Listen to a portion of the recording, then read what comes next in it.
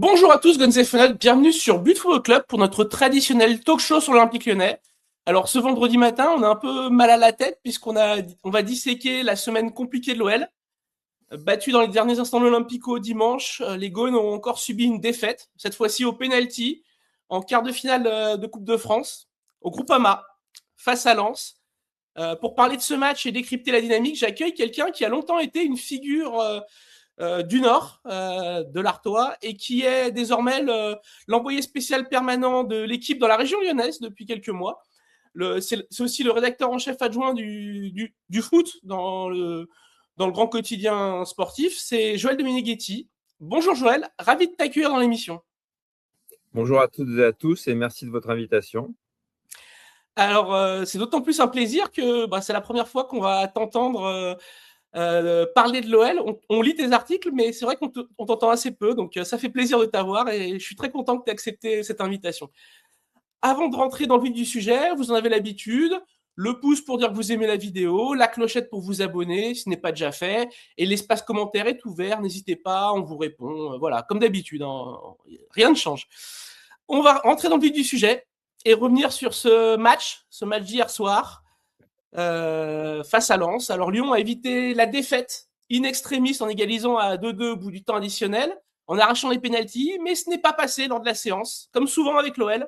22e élimination du club dans l'exercice. Sur 10 pénaltys, il y a eu un seul arrêt, celui de Robin Risser devant Moussa Niakhaté, arrêt qui a éliminé les Gaunes, à une marche de la finale, alors que le tableau s'était ouvert et que le vainqueur savait avant le match qu'il aurait le privilège en plus de jouer à domicile contre Toulouse en demi-finale. Joël, qu'as-tu envie de retenir de ce match? Est-ce que c'est le premier acte raté, on peut le dire? La réaction seconde période? Quelle est ta grille de lecture? Alors, c'est simple, c'est que la meilleure équipe s'est qualifiée. C'est plutôt une erreur de Lens qui a relancé l'OL, mais moi je salue la réaction de l'Olympique Lyonnais qui n'a non seulement pas démérité, mais qui a été aussi à la hauteur de l'événement dans la mesure où c'était presque désespéré. Le but de Yaremchuk dans sa conception est magnifique.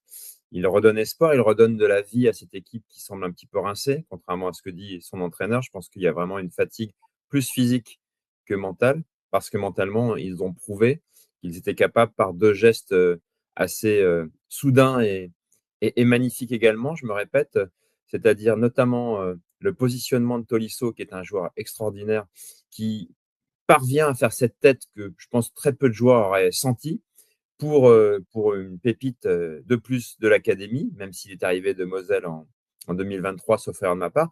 Rémi Imbert, qui trouve l'endroit idéal pour lober Risser, qui fait une erreur, une sortie un peu hasardeuse. Et rien que ça, on montre qu'ils ont encore de la ressource, de l'ambition et du talent. Mais la meilleure équipe s'est qualifiée. Lens aurait dû l'emporter avant les tirs au but. Les tirs au but sont une péripétie. Ce qui est aussi à noter, c'est que c'est l'un des meilleurs joueurs de la saison, Moussa Niakhaté, qui, on va dire, n'appuie pas vraiment suffisamment son tir au but. Et Risser rattrape son match en empêchant le ballon de franchir. Donc, moi, ce que je retiens de cette élimination, c'est que l'OL a été à la hauteur de l'événement, mais est tombé sur une équipe plus forte qui l'a vraiment mangé dans l'impact, dans la supériorité collective physique. C'était un rouleau compresseur. J'ai rarement vu, voire pour ne pas dire pas du tout cette saison, une équipe qui domine autant l'OL au Groupama. Même le PSG n'avait pas été aussi impactant sur sa victoire en championnat 3-2. Donc voilà, Lens mérite sa qualification. Pour l'OL, je ne suis pas tout à fait d'accord quand on explique que c'est plus important la Ligue Europa et le championnat. C'est plus important sur le plan économique. Enfin, quand on peut éventuellement passer en demi-finale et jouer la demi-finale chez soi, c'est quand même une occasion ratée. Ce qui m'inquiète le plus, c'est la multiplication des compétitions. Alors, c'est une bonne chose, ça veut dire que l'OL fait une excellente saison. Il n'y a pas de débat là-dessus. Mais quand on a 4 potentiels titulaires attaquants qui sont, on va dire, sur des durées moyennes absents, par blessure, par fatigue, par retour de blessure, je pense à Malik Fofana et Ernest Nuama, je ne sais pas s'il va jouer cette saison, ce dernier, mais surtout Afonso Moreira et Pavel Suc, qui sont deux joueurs efficaces, qui marquent, qui peuvent concrétiser ce que l'OL fait de manière brillante, c'est-à-dire collectivement et techniquement. C'est une équipe qui a une vraie maîtrise collective. Ça m'inquiète plus au regard des échéances à venir, c'est-à-dire la Ligue Europa. Le Celta Vigo est un bon adversaire, mais à la portée de l'OL. Auront-ils les ressources athlétiques peut-être mental pour passer ce cap, j'en viens à douter parce que autant contre Strasbourg, la défaite est méritée. Autant à Marseille, pour moi, le but de Tolisso qui refusait, c'est une énigme, hein, parce que on peut déplacer la ligne de hors-jeu avec le VAR un petit peu comme on le veut. Donc là, moi, je pense que Marseille devait se faire éliminer par l'OL. Bon, enfin, pas éliminé puisque c'était le championnat, Mais mais j'aurais aimé que Lyon gagne ce match. Donc moi, ça m'inquiétait pas la défaite à Marseille vu les circonstances. Là, l'élimination contre Lens, du fait du contenu du match, me permet de poser des questions parce que c'est un peu toujours les mêmes joueurs qui jouent, hein. Il y a très peu de turnover. Et l'appel aux jeunes, je peux comprendre que Fonseca ait des réticences par rapport à l'expérience de certaines figures dans cette équipe, mais ça commence à frôler l'usure. Et le match contre le PFC ce dimanche, là, il est important de le gagner parce que l'OL marchait sur l'eau. Et là, il y a 3 défaites, en tout cas 2 défaites et une élimination. Il est temps que la dynamique s'inverse parce que après, la Ligue Europa, ça sera compliqué. Donc voilà ce que je peux en déduire. J'espère ne pas avoir été trop long. non, alors je voulais justement aussi venir sur deux thèmes que tu as abordés. Euh, Cette année, il y a déjà eu 5 matchs sans victoire et 2 fois 2 défaites de suite à l'OL. Donc des petites périodes de moins bien, c'est arrivé dans la saison. C'est déjà arrivé. Est-ce que cette fois-ci, quand même, dans les contenus, tu vois matière à s'inquiéter un peu plus? Il y a quand même des vrais passages à vide dans les matchs. La première mi-temps contre Marseille reste difficile. La première mi-temps contre Strasbourg est très difficile. Là, la première mi-temps est encore difficile. Est-ce que pour toi, il y a quand même matière à s'inquiéter pour cette équipe qui vraiment tire la langue, hein, on peut le dire, même si Fonseca n'est pas d'accord, on voit quand même une équipe qui tire réellement la langue actuellement. Alors, Fonseca protège ses joueurs, donc il peut faire de la com. Hier, il a dit qu'à la fois Lens méritait d'être devant en championnat et que finalement son équipe méritait la qualification. Là, je ne suis pas d'accord du tout. Je pense que Lens méritait de se qualifier. Je ne suis pas inquiet sur le contenu, sur les compétences technico-tactiques de Lyon.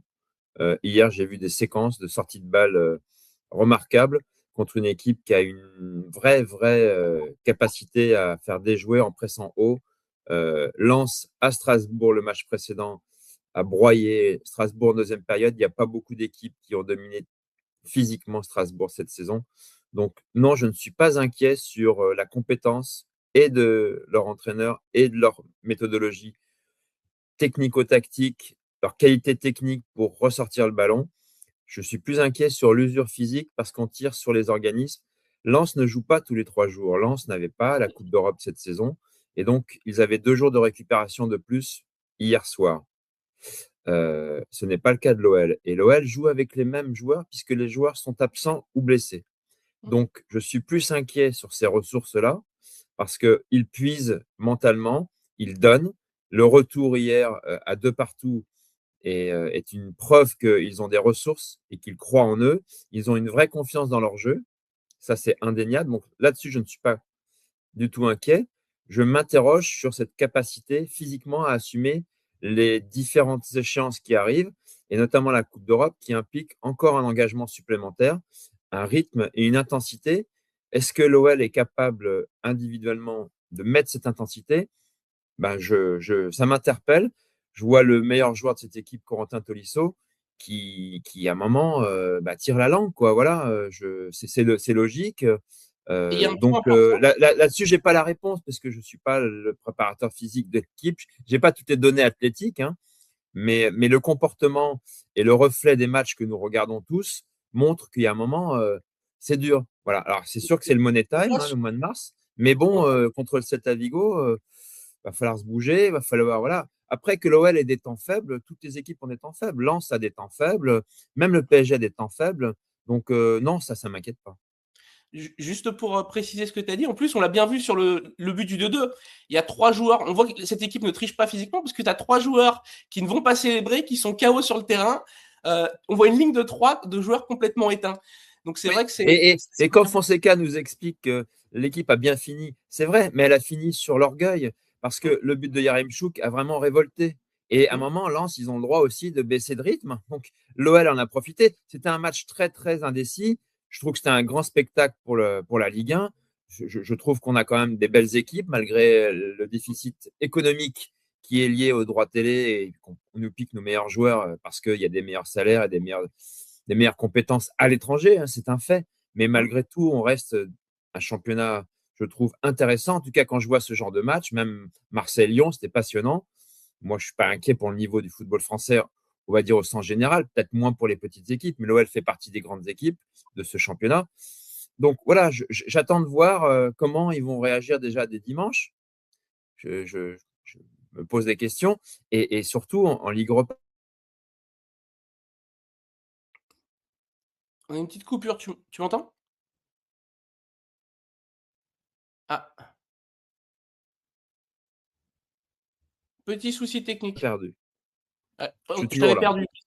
Voilà, on va pouvoir repartir. Juste avant de rentrer vraiment, je voulais rentrer dans deux cas individuels sur hier. Un très positif, un plus négatif, enfin un plus négatif, un très positif. Mais en aparté, je voulais quand même qu'on s'attarde sur le joueur en photo, un petit thème sur lui, qui n'est pas vraiment un thème, sur Roman Yaremchuk. Hier, il a marqué son premier but. Et on a le sentiment que la deuxième mi-temps a peut-être lancé son aventure à Lyon. C'est aussi le ressenti que tu as? Bah, moi, je l'avais trouvé intéressant quand il a été titularisé à Marseille, alors qu'en fait, s'il y avait des joueurs, Fonseca avait clairement dit qu'il ne l'aurait pas titularisé, mais il était obligé. Je trouve il est monté en puissance. C'est un joueur impactant dans le domaine aérien qui peut faire en sorte qu'on exploite les deuxièmes ballons, qui est assez aussi physique parce qu'il presse. Alors après, il fait avec les moyens qu'il a, puisque il revient et donc il monte en puissance. Hier, son but est magnifique dans sa conception, dans sa réalisation aussi. Je pense que sa tête, elle est impeccable et surtout son placement. Il arrive à être derrière Gagnou et à prendre des vitesses. Sarr qui a été monstrueux hier. Donc voilà, il a cet instinct. C'est un vrai finisseur, c'est un joueur de surface, c'est un joueur qui peut jouer avec un autre joueur, donc qui donne une autre solution, une autre opportunité, une autre possibilité à Fonseca sur le plan tactique. Et hier, il a très bien fini, il a fini avec beaucoup de volonté, beaucoup de détermination. Donc, moi, je trouve que c'est une excellente recrue qui correspond à ce que avait besoin Fonseca, qui n'a pu compter que sur Satriano dans la première partie de saison.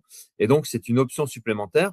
Si on rajoute, ça ne sera pas le cas cette semaine, malheureusement pour l'OL, la présence de Soulch, qui lui a énormément de dimensions d'espace, qui bouge tout le temps, qui va vite, qui est une pile électrique. Morera qui va percuter sur le côté gauche, qui est lui une bombe, qui a une capacité de double accélération, de prendre la profondeur.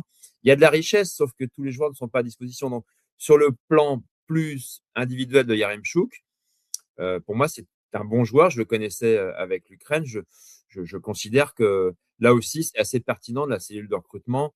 Et Fonseca, bien sûr, le connaissait.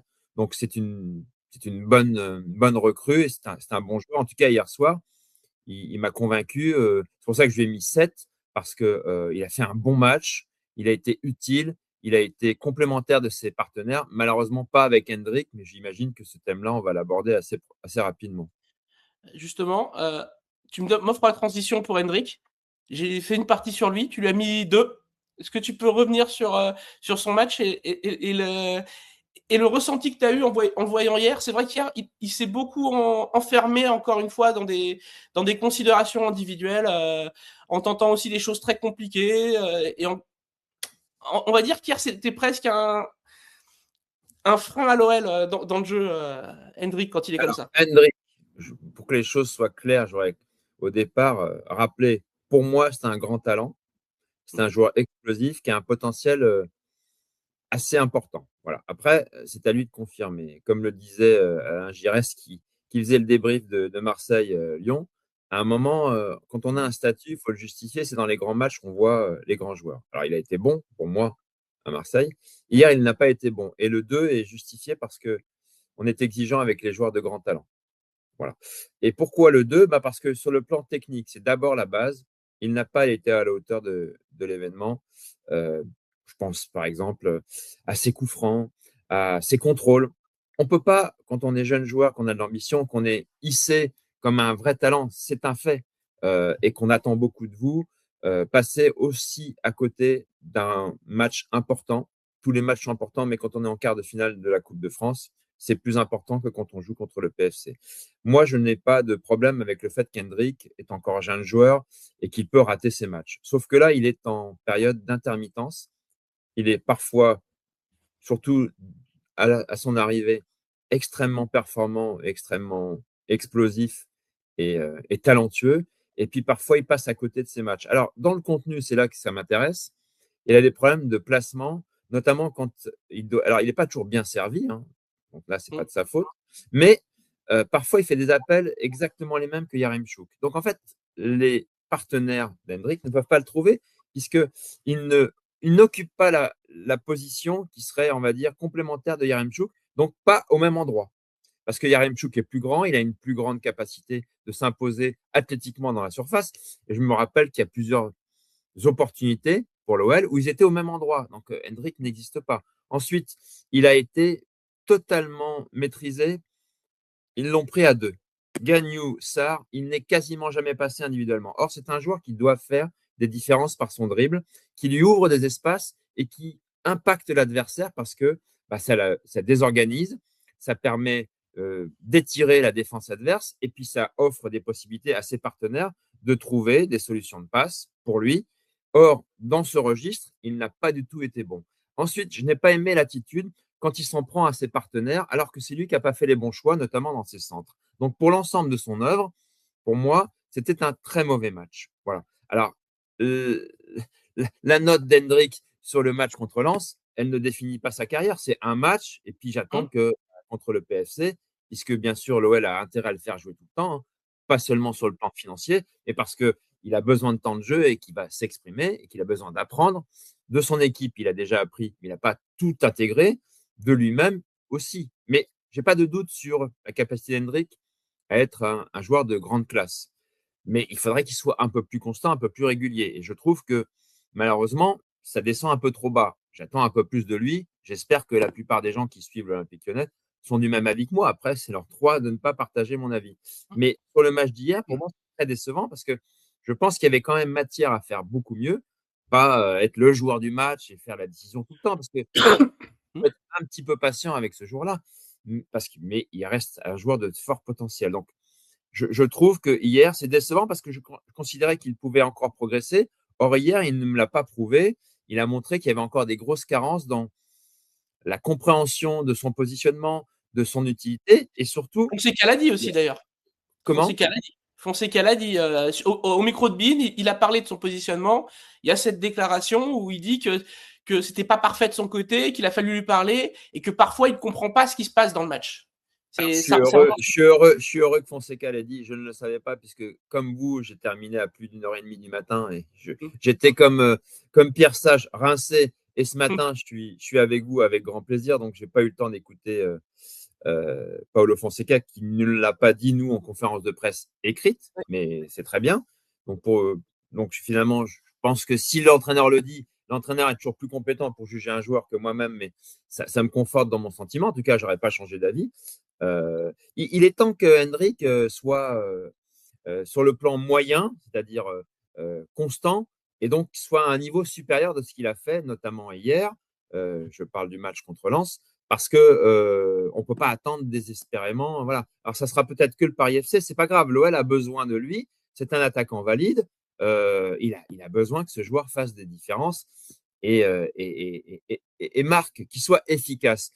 L'OL n'a pas de problème d'efficacité offensive. L'équipe marque très régulièrement alors qu'il y a plein d'absents. Donc, ce n'est pas un problème d'efficacité offensive. C'est un problème de supériorité avérée pour que les joueurs puissent gérer leur avantage au score.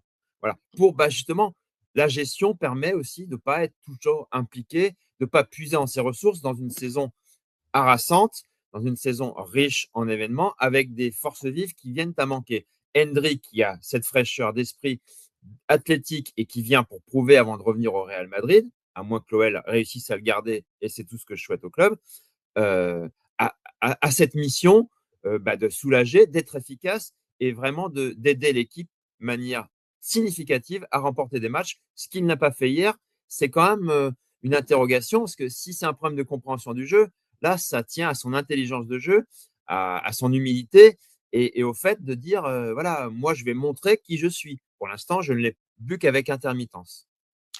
juste pour finir sur lui, j'ai ces statistiques qui appuient quand même sur son essoufflement.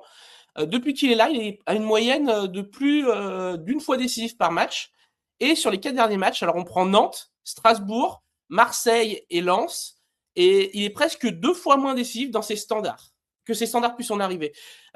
Est-ce que pour toi, c'est lié au fait que les joueurs s'adaptent à lui, plus, ou c'est uniquement son positionnement, ou c'est aussi peut-être l'absence de joueurs de percussion, parce que mine de rien, on sent que quand c'est un peu plus réparti sur le poids de l'attaque, avec plus de percussion, avec un Afonso Moreira, et on n'a pas encore Malik Fofana, mais avec un joueur de percussion de l'autre côté, on a quand même le sentiment que lui, on n'a pas l'impression qu'il veut faire peser tout le poids du match sur son épaule, un peu moins en tout cas, sur ses épaules.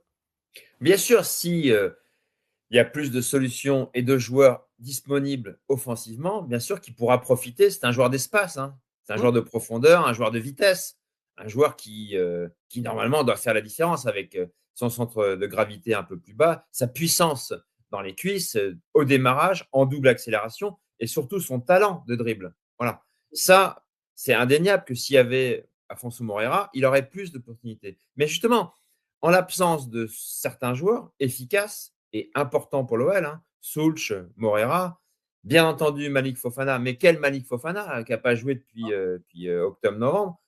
Si c'est le Fofana, je ne vois pas comment, par l'opération du Saint-Esprit, il deviendrait comme ça tout de suite. Celui du début de saison, bah, évidemment. Là, ça va. Moi, je pense que le potentiel offensif de l'OL, c'est le meilleur derrière le PSG. Il y a des joueurs de toute nature, de profils différents et surtout très importants et très efficaces. Mais ils ne sont pas là. Donc, Hendrick, oui, devrait assumer toute l'attente que l'on met en lui parce que c'est un joueur qui, normalement, doit être capable de faire des différences comme il le faisait dès son arrivée. Bien sûr. Mais c'est plus pour moi un problème de compréhension du jeu et de maturité et peut-être de remise en question personnelle que du fait qu'il soit l'un des rares à pouvoir le faire. Je rappelle ce qu'on a dit à l'instant sur Yaremchuk, c'est que Yaremchuk a fait un très bon match hier et lui, il n'en a fait que 2 de titulaires. Donc lui, il monte bien plus en puissance que n'est Hendrick à l'heure actuelle. C'est pour ça que j'attends une réaction d'Hendrick contre le Paris FC dimanche. Et là, elle devient, j'aime pas dire urgente parce qu'à un moment, ça reste que du football, hein. Mais elle est vraiment attendue parce que sinon, on va se dire, mais bon, finalement, il a des hauts et des bas, mais il a plus de bas que de hauts. Donc, ça serait dommage vu la hype autour de lui et ce qu'on a vu qu'il était capable de faire. Ça serait momentanément, sur le très court terme, qu'on appelle en Angleterre un wasted talent. J'en suis pas là, hein. Je pense que c'est un vrai talent. J'ai eu la confirmation de ce que je pensais, de ce que j'avais vu avant. J'étais sceptique parce qu'il n'avait que très peu joué, 99 minutes avec le Real cette saison. Et finalement, il a quelque chose.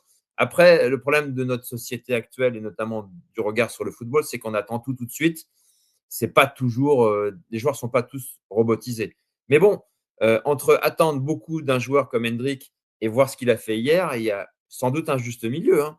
Parce que moi, j'aime pas trop juger les joueurs sur les statistiques uniquement. Mais c'est vrai que qu'est-ce qui est le plus difficile en foot, c'est de marquer. C'est ce qu'il y a de plus dur. Si lui est décisif, soit par une passe comme celle à Tolisso, qui est une passe d'inspiration spontanée, de talent, le premier but à Marseille, ou d'une différence qu'il peut faire lui, balle au pied dans la profondeur. Et hier, il en a eu. Il a été rattrapé, il a été mangé physiquement. Il doit y avoir un juste milieu. C'est certain qu'il peut faire mieux. Donc, il doit le faire dimanche et puis éteindre toutes les questions autour de son apport, de son niveau. Voilà, il doit être beaucoup plus constant et l'OL doit pouvoir s'appuyer sur lui beaucoup plus que ce qu'on a vu hier. On passe à un joueur qui, pour le coup, est une grosse satisfaction du moment. Un joueur qu'on n'aurait sans doute pas vu s'il y avait eu s'il n'y avait pas eu toutes ces blessures. Et un joueur qui brille en 2026, c'est Rémi Imbert. C'est notre focus de la semaine. Il a eu 18 ans, 18, même s'il n'a pas pu fêter son anniversaire réellement, parce qu'il est né une année bissextile, le 29 février. Il a fêté quand même en marquant au Vélodrome. Donc voilà, je voulais revenir un peu sur lui, sur sa semaine, parce qu'il a vécu une seule semaine, hein.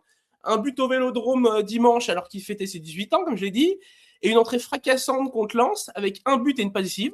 Alors, on sait que c'est un immense bosseur, tout le monde le dit, c'est sans doute pour ça que Fonseca lui a donné sa chance, mais c'est pas le joueur qu'on attendait.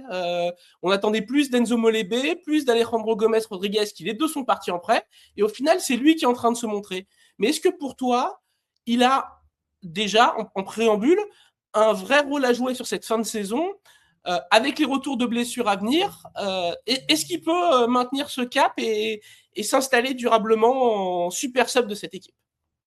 Bah, ça, c'est le rôle de l'entraîneur. Je ne peux pas répondre à sa place. C'est lui qui fait les choix. J'aurais aimé voir Rémi Imbert à la mi-temps. Bon, Rémi Imbert, c'est l'académie de l'OL, donc c'est un recrutement. Hein. Il a été formé, je crois, à Nancy, il vient de Moselle. Ouais, c'est ça. Mais ça n'empêche que il y a du talent dans le recrutement à l'OL, il y a du talent dans la formation, ce que les joueurs, au-delà de leur qualité intrinsèque, apprennent. Il y a, pour moi, si on prend la doublette Afonso Moreira, qui lui vient du Portugal, et, euh, et Rémi Imbert, et il n'y a pas que, pour moi, c'est la foudroyance. C'est-à-dire des joueurs sur des petits espaces sont capables, par leur accélération et leur finition, de faire des différences notables.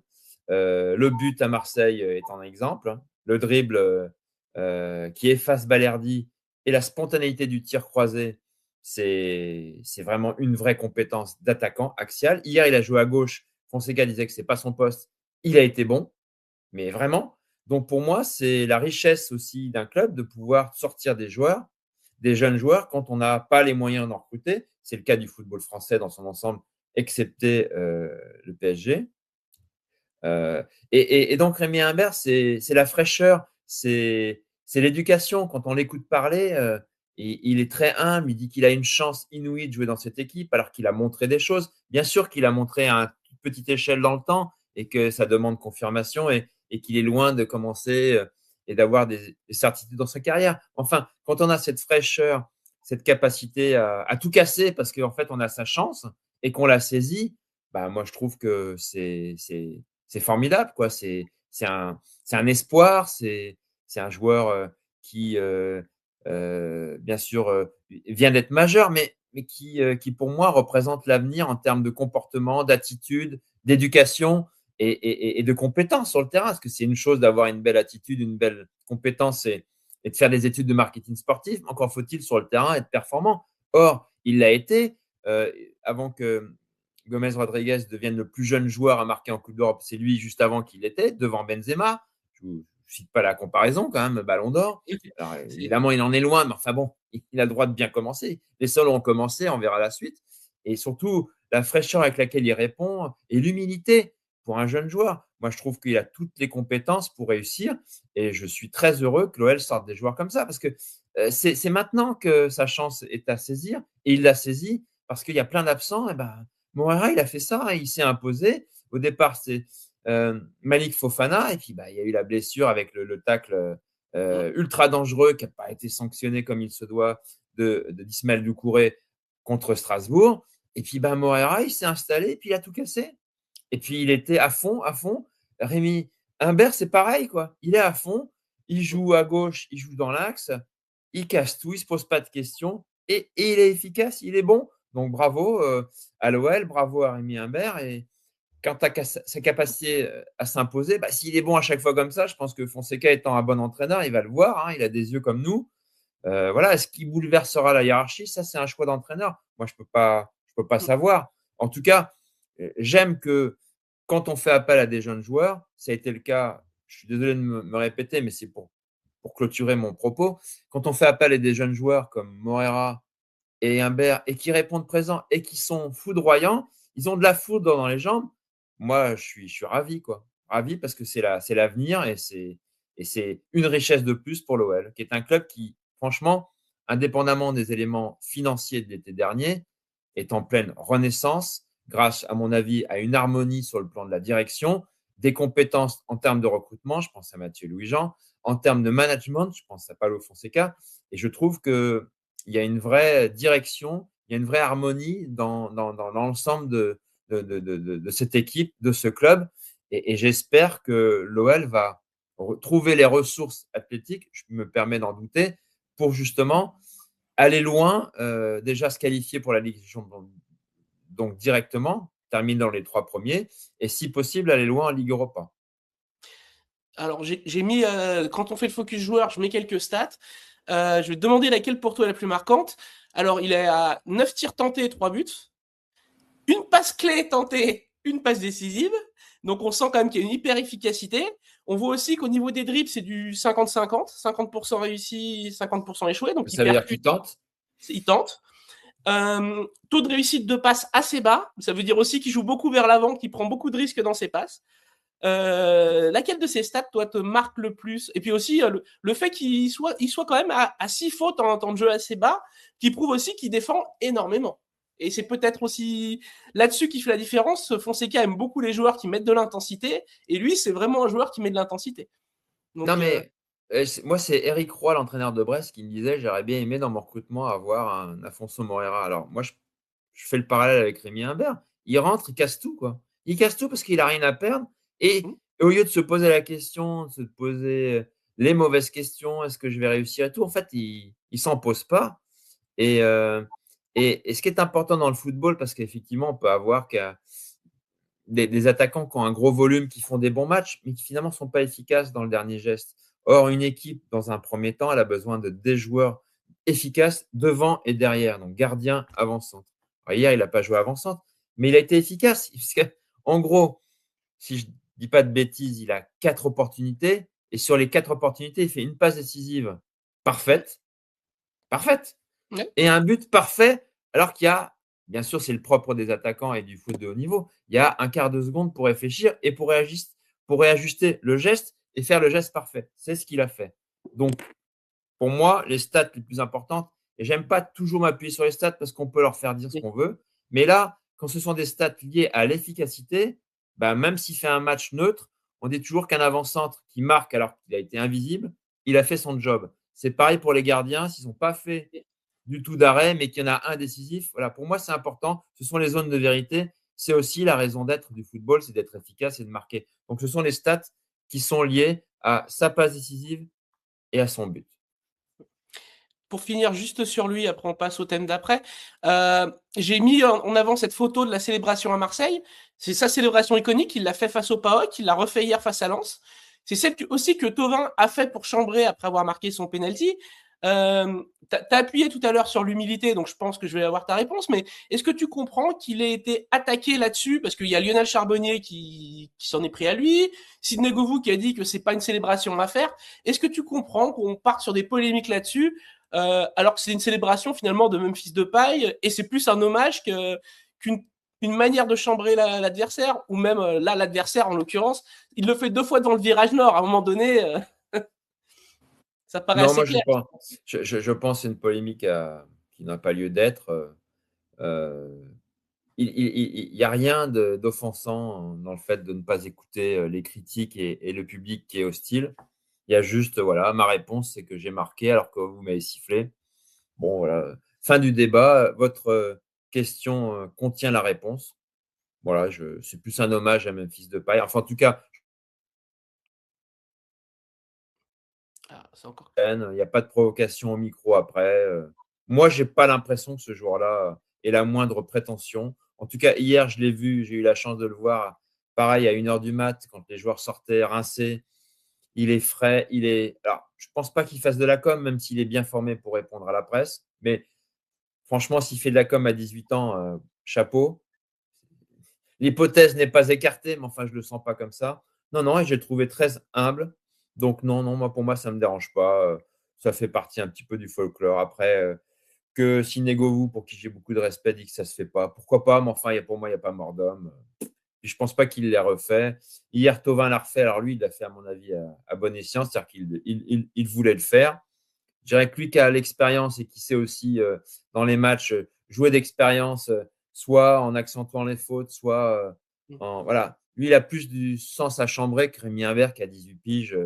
Laissons-le jouer. Arrêtons d'empêcher les joueurs d'avoir des réactions instinctives, d'être dans la conformité, d'être des robots robotisés. Laissons parler les émotions, les sentiments. C'est des jeunes joueurs. Laissez-les vivre. Ne faisons pas des polémiques sur la surenchère sur un joueur qui met ses 2 mains sur les oreilles. Mon Dieu, ça casse pas 3 pattes à un canard, moi, ça me pose pas de problème.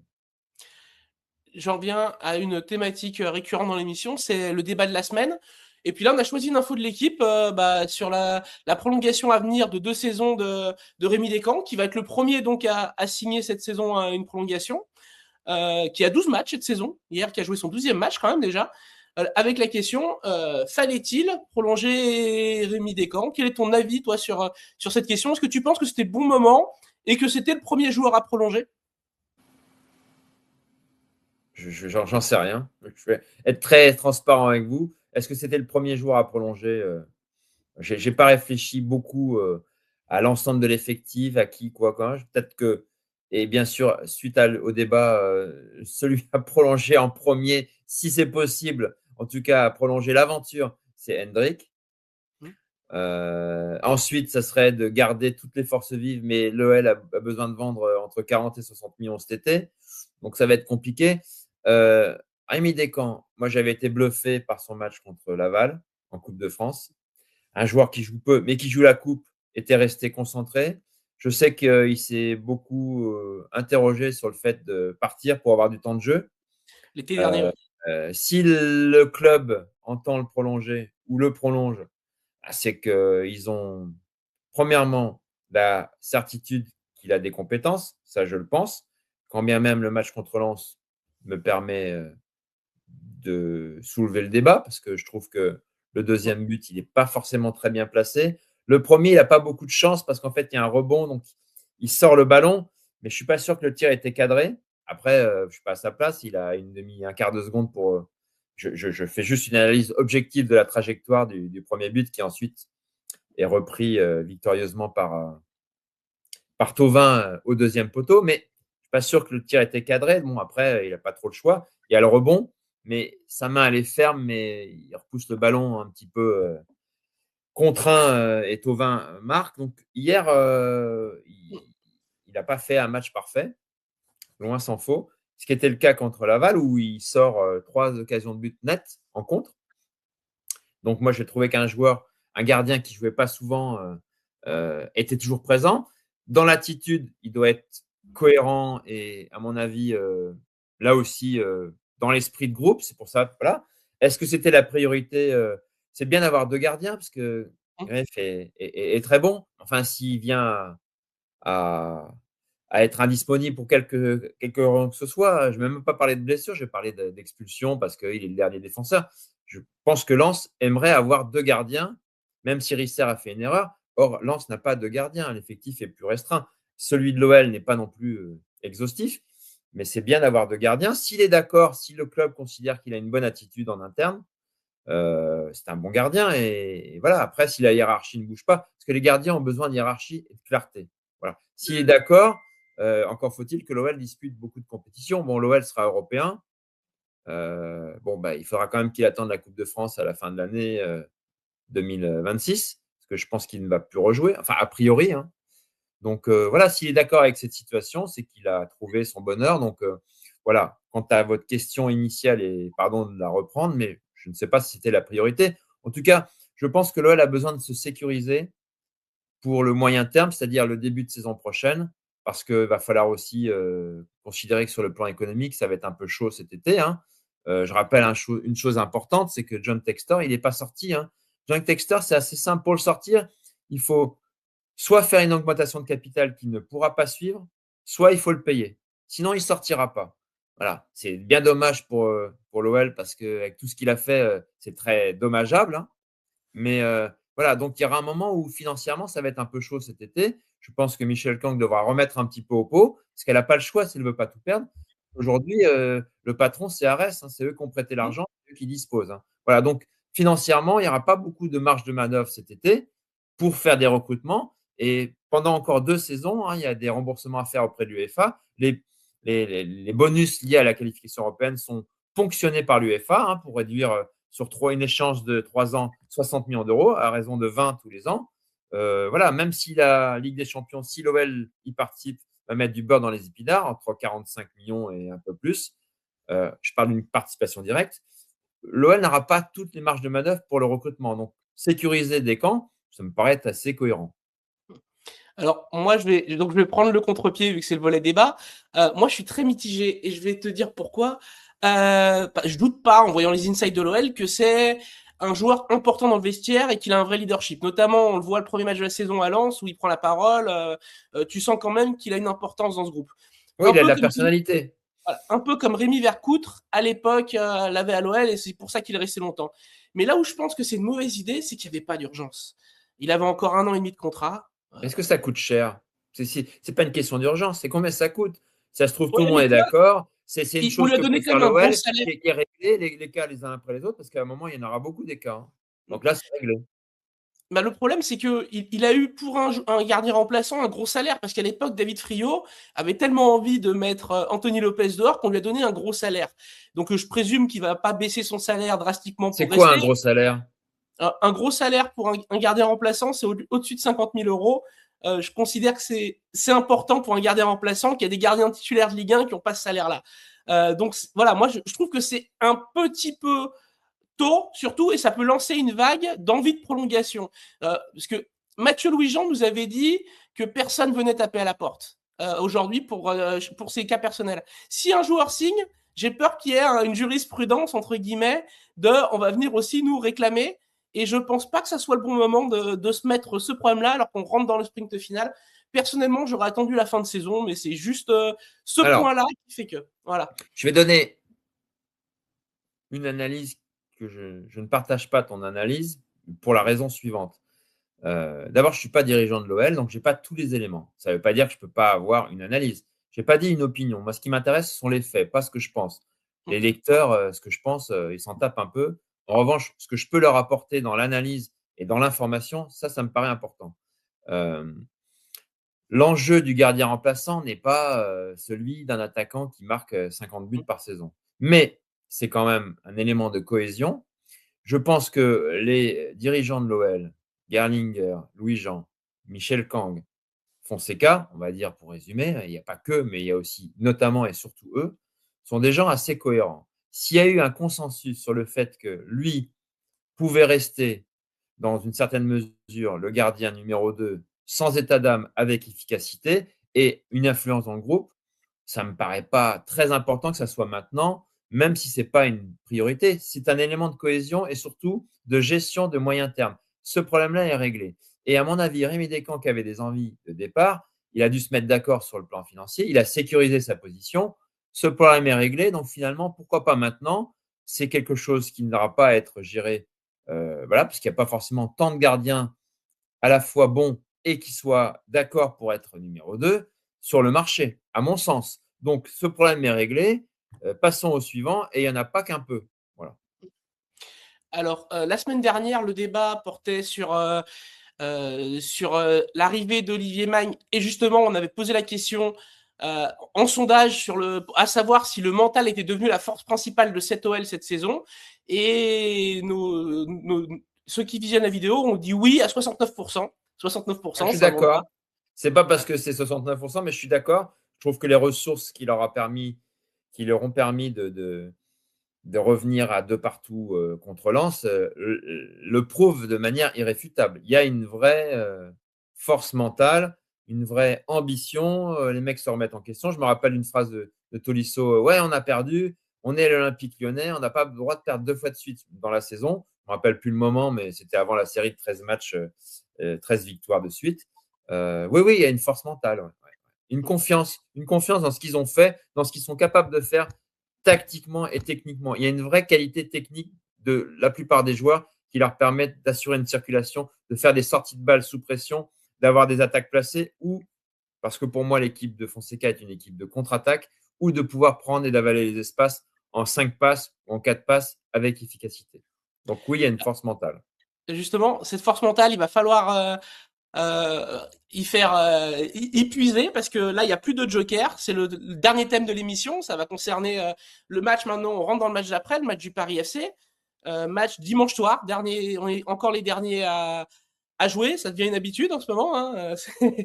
Bah, ça euh, veut dire que pour les diffuseurs, l'OL est une vraie équipe bankable, donc c'est plutôt une bonne nouvelle. C'est comme pour les Verts qui jouent tous les samedis soirs. Donc, à un moment, ça intéresse les gens peut-être si c'est programmé à cette date-là. Alors, l'OL, je l'ai précisé dans l'info en plus, en dessous, l'OL n'a été battu 2 fois de suite en Ligue 1 qu'une seule fois cette saison. C'était en J7, J8, Toulouse et Nice. Là, donc, il faut éviter la. Et surtout, il n'y a jamais eu autre chose qu'une victoire dans la foulée de 2 défaites en championnat. De toute façon, il n'y a eu qu'une seule fois. On voit le classement aussi. Il y a un vrai resserrement. Cette fois-ci, les jokers sont vraiment grillés avec Marseille qui peut revenir, qui peut passer devant dès ce week-end. Il y a plus que 5 points sur Lille et j'ai pas mis Rennes qui est ex aequo, mais ça fait le top 6 n'est pas encore sécurisé. Comment tu vois ce match, toi, contre le Paris FC, maintenant que l'OL est dans la position du chassé et plus du chasseur des 2 premiers, mais bel et bien du chassé des autres avec un coup physique, on a dit, très important. On en reparlera après avec les blessures. Mais... Alors, je vois ce match avec le regard de la fin de la série de 13 victoires de suite. Comment on gère une fin de série? Strasbourg, défaite logique.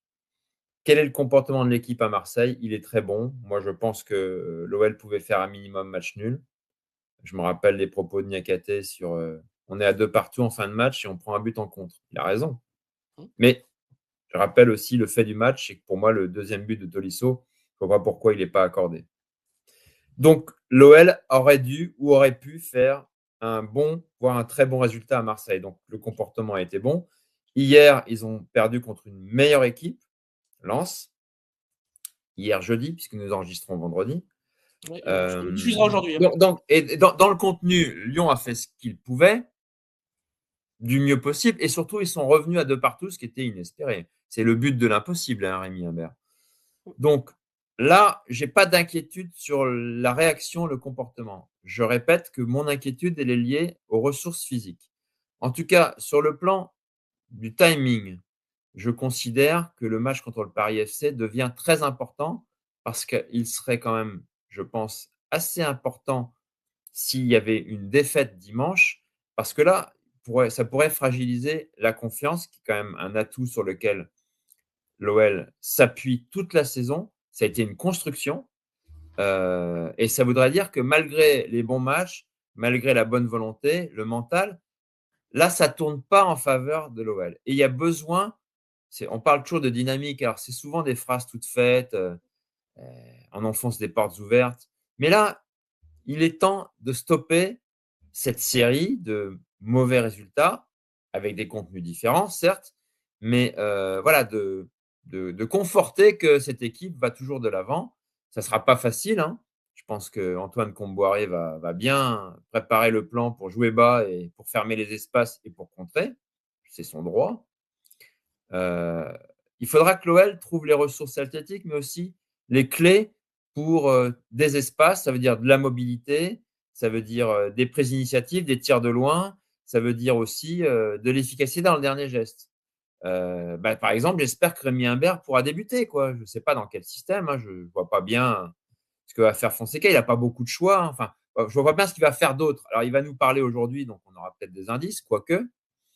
Mais il faut, je pense, marquer le coup dimanche si l'OL veut continuer à être dans le top 3, premièrement, mais aussi à avoir conforté l'idée que, oui, malgré la Ligue Europa, le championnat, qui reste à mon avis la priorité de la saison, terminer dans les 3 premiers, financièrement, ça serait, et aussi sur le plan du bilan, ça serait mieux que de sortir du top 6 et d'aller, par exemple, en finale de la Ligue Europa. C'est bien de jouer la finale, mais enfin, ce qui compte, c'est un titre. Voilà. Alors, je ne vous parle pas d'une victoire. Une victoire effacerait tout. D'abord, elle permettrait d'aller en Ligue des Champions, donc C'est ça ça. serait parfait. Mais on en est On est loin, parce on est que ton pot, en plus. rêver dans le football, vu que chaque match suffit sa peine et qu'il est difficile, ça ne sert pas à grand-chose, si ce n'est à avoir de l'espoir. Mais ce qui compte, c'est ce qu'on fait à chaque match. Donc, ce que j'attends de l'OL, ce que j'attends, c'est bien prétentieux, hein. Ce que j'espère pour l'OL, c'est que quel que soit le contenu, c'est qu'il y a un résultat positif contre le PFC, puisque ça devient Ça aussi, c'est des mots qu'on utilise souvent, un tournant. Mais là, oui, après la série de 13 matchs et ce qui s'est passé là, une élimination, ça me paraîtrait rassurant pour les compétences de cette équipe et le process de la saison avec tout ce qui a été mis en place, la cohérence de tout, des décisions, des contenus, des buts, de ce qu'on voit, de la qualité du jeu, de l'esprit général. Ça me paraît important que l'équipe s'impose dimanche. Oui. Alors là, j'en viens à une constante depuis le début de saison. Une constante problématique, enfin pas depuis le début de saison, depuis le mois d'octobre, depuis le fameux match contre Strasbourg, la blessure de Fofana, l'OL a très rarement moins de 5 absents. Et là, il y en aura encore 6, enfin encore 5 plus 1, parce qu'Hensley Maitland-Nice s'est blessé hier à Aliskio, est sorti. Donc on voit la liste des forfaits. C'est pour ça que j'ai intitulé cette partie l'énigme des blessures, parce que c'est vraiment un sujet qui n'en finit pas. Et surtout, un sujet où il y a une certaine opacité qui irrite chez les supporters quand on discute avec eux. Beaucoup nous disent que l'OL se cache trop derrière le secret médical, ne comprennent pas les durées d'indisponibilité. On nous dit au départ que c'est une semaine, et puis ça fait 3 semaines qu'on n'a plus Afonso Moreira, on ne sait pas réellement ce qu'il a. Est-ce que tu déplores ce manque de transparence? Voilà, c'est vrai qu'aujourd'hui, le public est beaucoup moins informé qu'à une certaine époque des blessés. Et est-ce que tu le ressens toi aussi? Toi qui a justement connu dans pas mal de clubs, notamment dans le Nord, où tu avais beaucoup de clubs en Ligue 1 en même temps à une période. Est-ce que c'est la première fois que tu vois ça? Autant d'opacité sur les informations de blessures? Parce que nous, à Lyon, c'est vrai qu'on a eu, à l'époque de Claude Puel, peut-être cette habitude, parce que moi, c'est vrai que j'étais là déjà à l'époque de Claude Puel, cette habitude de ne pas avoir les informations, mais au final, ça avait été tellement une source de tension qu'on avait eu des communiqués médicaux. Là, il n'y a plus rien. Est-ce que ça devient un problème de transparence? Est-ce que tu comprends ce débat-là? Bah, le débat, je le comprends en qualité de journaliste Hum, et peut-être du grand public qui a besoin d'informations. Après, les clubs font ce qu'ils veulent, hein. Ce sont des hum. entreprises privées. La communication, c'est un métier. Certains clubs sont vraiment pas doués. Je pense que l'OL, d'abord, est un club coté en bourse. Donc, voilà. Ensuite, il y a le secret médical. Le secret médical, ce n'est pas une invention, hein. Ce n'est pas quelque chose qui Avant, permet il au était moins club. respecté. Non, mais Avant, ce n'est pas quelque chose qui permet au club de priver les supporters ou les journalistes d'infos. C'est un fait. Le secret médical existe. Tout patient est en droit de dire je ne veux pas qu'on communique mes éléments médicaux. C'est la loi, c'est le secret médical. Voilà. Donc après, on revient à un débat qui élargit la communication. Est-ce que les clubs ont matière à être transparents? Chaque club fait comme il le veut. Un club comme Nice, en termes de communication, est plutôt transparent. Un club comme l'OL, pour moi, je pense, respecte une forme de transparence, pas totale. Donc, je ne suis pas gêné par le débat. Après, est-ce qu'Alphonse Moreira est vraiment blessé? Ça, j'en sais rien. Moi, je n'ai pas toujours les informations. Je les cherche. Je ne détiens pas la vérité. Je m'implique énormément, voire H24, 7 sur 7, pour la trouver. J'ai fait un papier sur Malik Fofana qui, en fait, explique que le process, c'est 4 mois, donc on est dans les temps. Maintenant, quand le club communique, il sera là dans une semaine, je ne pense pas qu'ils cherchent à mentir, hein. Ils peuvent mentir sur oui, on n'est pas fatigué. Voilà, ça permet de lancer un message au vestiaire et finalement, si. Mais bon, c'est dans la tête. Donc, ça, je comprends les communications mensongères dans l'intérêt supérieur de l'institution. Sur le plan médical, je ne pense pas qu'un entraîneur qui dise je l'attends dans une semaine, finalement, il ne vient pas. À un moment, la médecine, le corps, ce n'est pas quelque chose qui est normalisé, hein. Ça dépend de l'implication des joueurs pour leur récupération, ce qu'on appelle l'entraînement invisible, du process classique quand c'est articulaire. Je pense à Nouama qui a quand même eu le croisé. Et puis la cheville, les ligaments pour Malik Fofana. Et puis aussi de la capacité du joueur à récupérer. Est-ce qu'il était déjà fragile? Donc tout ça n'est pas gravé dans le marbre. Donc moi, effectivement, ça me gêne comme journaliste de ne pas avoir toutes les infos, mais c'est mon boulot de le chercher. Après, le club peut-être a propension à masquer la vérité. En tout cas, je ne vais pas faire de procès d'intention là, ici.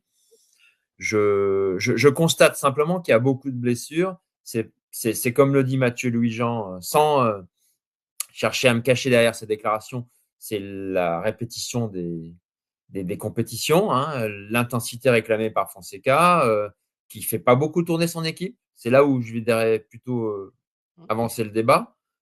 C'est son droit, mais on peut aussi se poser la question sur les temps de jeu. C'est pratiquement toujours les 12 ou 13 mêmes qui jouent. Donc, à un moment, est-ce que ceux qui ne jouent pas assez ne sont pas assez forts, compétents ou prêts? Je pense aux jeunes. Ou est-ce qu'il serait temps, mais il l'a fait, hein, mais peut-être plus massivement, de faire jouer un peu plus les jeunes? Est-ce que Rémi Imbert sera titulaire dimanche? En tout cas, sur le plan de ce qu'il a fait, il le mérite. Est-ce que à l'entraînement, est-ce que Fonseca pense la même chose? C'est pas mon métier, c'est lui qui décide. Moi, je ne fais que constater. En tout cas, j'aimerais bien qu'il y ait un peu plus de force vive. Est-ce qu'il y a les compétences? De toute façon, avec la blessure de Maitland Nice, il a de moins en moins de choix. Les entraîneurs aiment bien avoir le choix, mais quand ils ne l'ont pas, des fois, on découvre des joueurs dont on ne soupçonnait pas l'importance. Pour moi, Rémi Imbert a démontré qu'il avait sa place dans ce 11 de départ, et notamment compte tenu des circonstances, mais aussi de ce qu'il a fait. Si c'est un joueur qui casse la baraque comme l'a fait Afonso Moreira, banco. Donc, je ne suis pas vraiment très, très, très gêné par l'absence de transparence sur certains cas, parce que, bon, en même temps, Kluivert, on sait que c'est musculaire, donc, bon, il n'est pas revenu, il va le prendre pas de risque. Je rappelle qu'avant que Tolisso revienne régulièrement, Fonseca avait dit, moi, je ne prends pas de risque. Je ne vois pas ce qu'il y a d'opacité dans cette déclaration, dans cette communication. Et Tolisso, on a vu l'importance qu'il a, mais enfin, si on se prive de Tolisso, c'est qu'il y a vraiment un risque, donc tant mieux. C'est quand même un joueur qui a été souvent blessé quand il était au Bayern, et il le dit lui-même, je vais me reblesser. Voilà. Malik Fofana, bah oui, il y a un process, hein, il s'est fait démonter la cheville droite.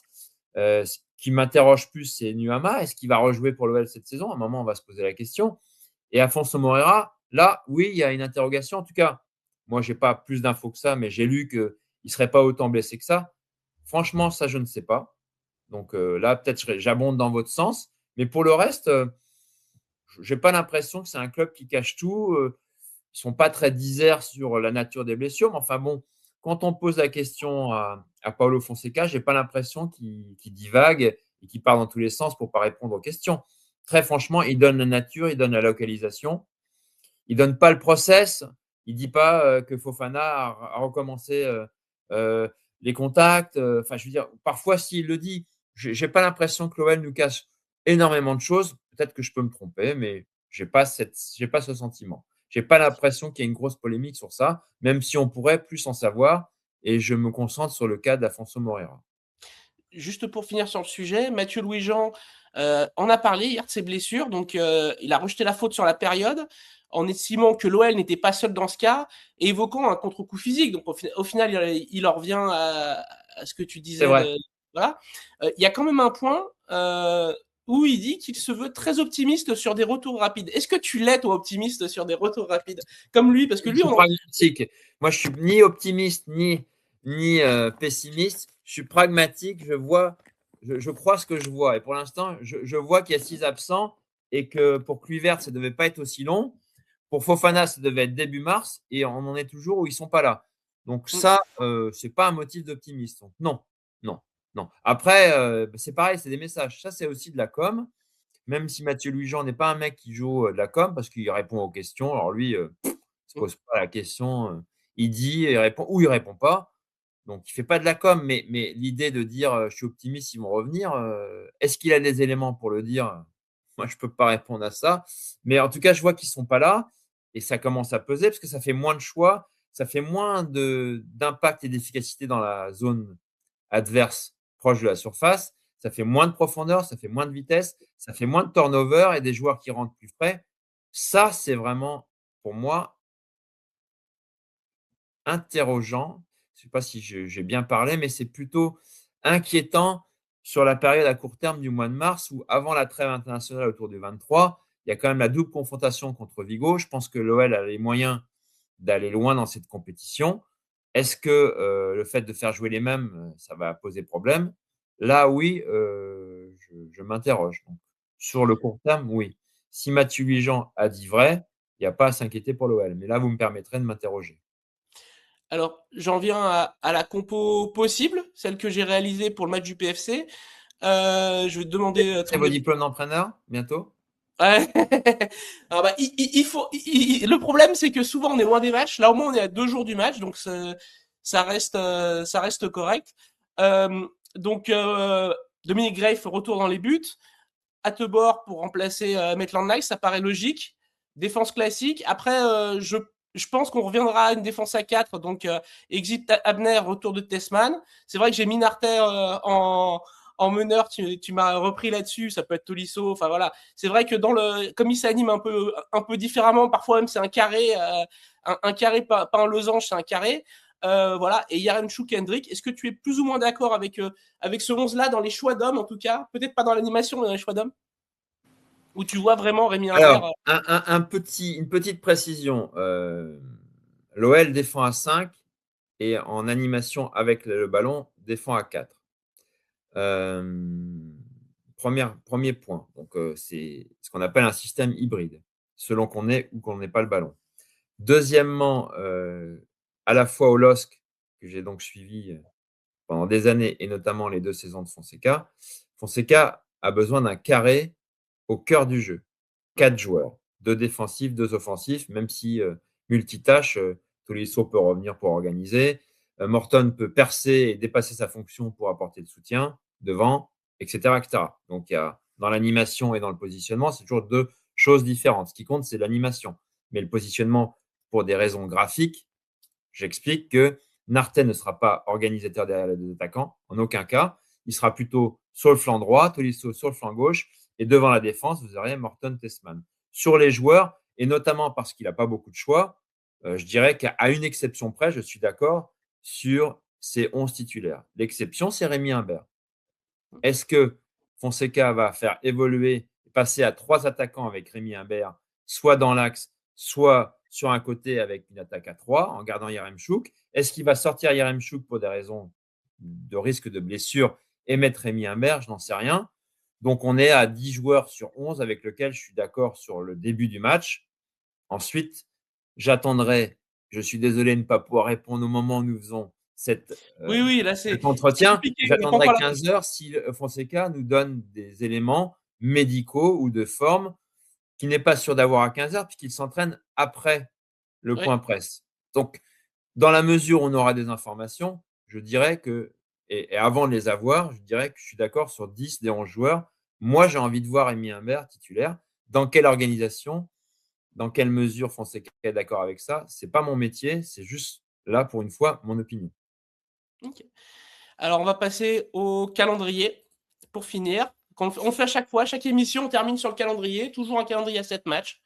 Donc, le Paris FC, dimanche soir, 20h45. Et puis, il y aura 2 déplacements. Déplacement au Galice sur la pelouse Celta Vigo. Match difficile pour les huitièmes de finale. Vraiment un adversaire coriace. Le Havre ensuite, déplacement aussi qui est un peu compliqué actuellement parce que le Havre qui tourne pas si mal actuellement et qui est sur le point de se sauver assez tranquillement. Celta Vigo à nouveau, à domicile. Cette fois-ci, encore un jeudi, avec un horaire, cette fois-ci, on va pas épiloguer là-dessus, mais pour les supporters désastreux, 18h45 en Coupe d'Europe, un jeudi, c'est pas, quand même pas l'horaire le plus fou. Là, on est le 19 mars. Dernier match de la série avant la trêve, Monaco à domicile, le dimanche à 15h.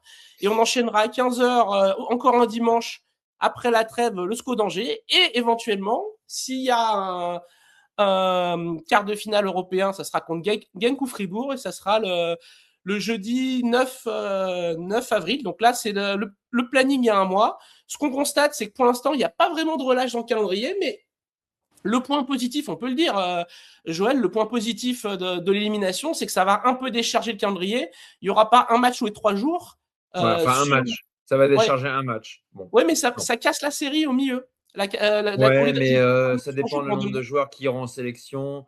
Je Mm. rappelle que pour la Coupe d'Afrique, Niakate a fait encore un marathon. Mata n'en a pas fait autant, mais il est parti.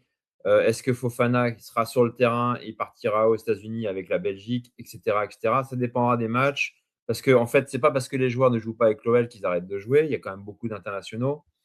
Moi, ce calendrier, il m'inspire deux faits. La chose la plus importante pour l'OL, c'est de terminer dans les 3 premiers, sécuriser la Ligue des Champions économiquement, pour avoir un projet attractif, pour garder des joueurs, pour avoir ses ressources financières. Donc, ça veut dire, pour moi, les 2 matchs les plus importants, c'est Paris FC pour casser la dynamique Monaco, parce que c'est un concurrent direct pour sécuriser la place en Europe. Voilà. La Ligue Europa, c'est formidable, c'est un bonus. C'est un bonus d'autant plus que les adversaires, sans leur manquer de respect, sont à la portée de l'OL, que ce soit le Celta Vigo et l'éventuel, ça c'est de la fiction, l'éventuel tour suivant. Voilà. Dans tous Voire les même cas de figure, l'OL est en mesure d'aller loin dans cette Ligue Europa. En auront-ils les ressources? Je rappelle que pour moi, le quotidien, c'est le championnat.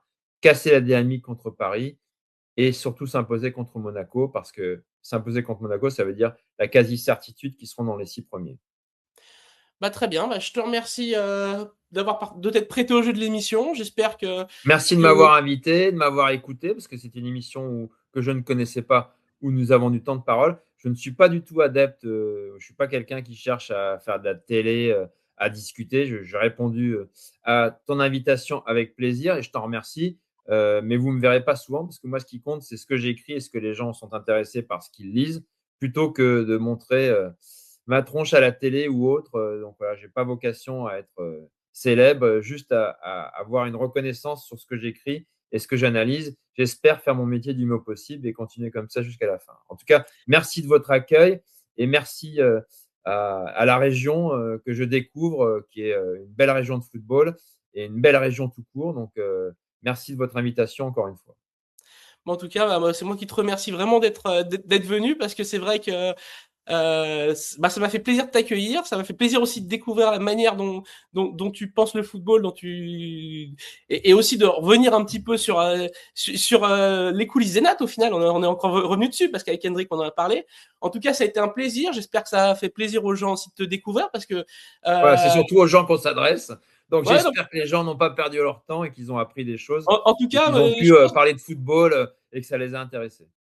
qu'il fallait aussi qu'il découvre le nouvel envoyé permanent de l'équipe, parce que c'est vrai que au Nord, tu es très connu parce que tu as passé très longtemps à 16 ans.